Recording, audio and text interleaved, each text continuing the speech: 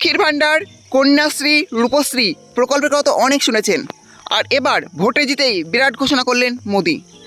চালু হলো কেন্দ্র সরকারের নতুন একটি প্রকল্প, যে প্রকল্পে শুধুমাত্র মহিলারাই আবেদন করতে পারবেন।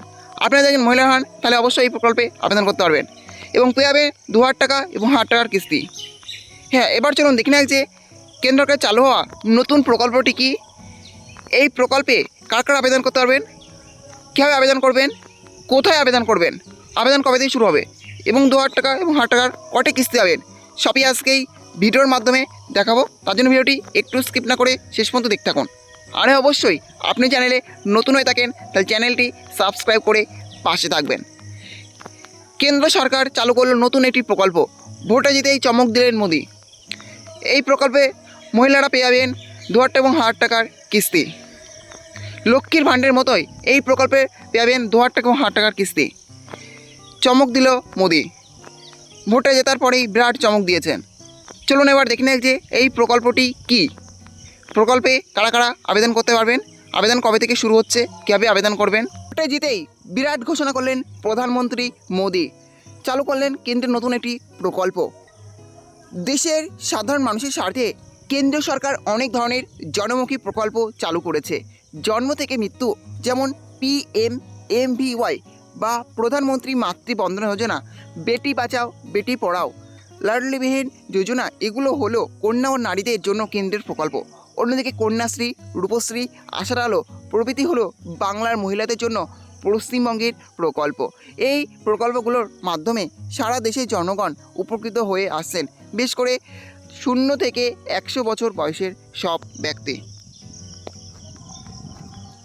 PMMVY প্রধানমন্ত্রী মাতৃ বন্দনা যোজনা, যার মধ্যে বিশেষ করে মহিলাদের জন্য চালু রয়েছে একাধিক স্কিম।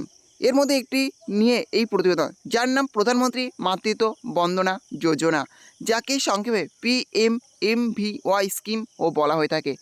এই প্রকল্পে কী সুবিধা বা PMMVY স্কিম বেনিফিটস ও আবেদন প্রক্রিয়া তথা PMMVY অ্যাপ্লাই অনলাইন রেজিস্ট্রেশন প্রক্রিয়া জেনে নিন।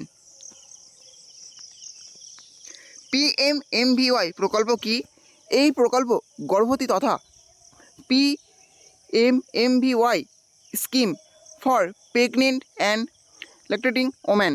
এই প্রধানমন্ত্রী মাতৃ বন্দনা যোজনা প্রকল্পে আবেদন করলে নগদ 5,000 টাকা ভাতা সরাসরি ব্যাঙ্ক অ্যাকাউন্টে পাওয়া যায়। এর মাধ্যমে প্রসূতি মা ও সন্তানের দেখভালের জন্য প্রদান করছে কেন্দ্রীয় সরকার। দেশের যে কোনো মহিলা যদি গর্ভবতী হয়ে থাকেন তাহলেই তারা এই সুবিধায় আসার যোগ্য। এই জন্য কীভাবে আবেদন করতে হবে, কী কী ডকুমেন্টস লাগবে, টাকা কীভাবে পাওয়া যাবে, সেই সব বিষয়ে নিচে জানানো হলো।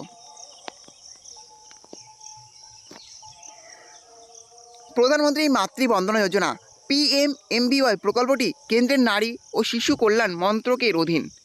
এই প্রকল্পের মূল উদ্দেশ্য হলো অন্তঃসত্ত্বা এবং যারা শিশুদের স্তন দুগ্ধ খাওয়ান সেই সব মহিলাদের স্বাস্থ্যের উন্নতি।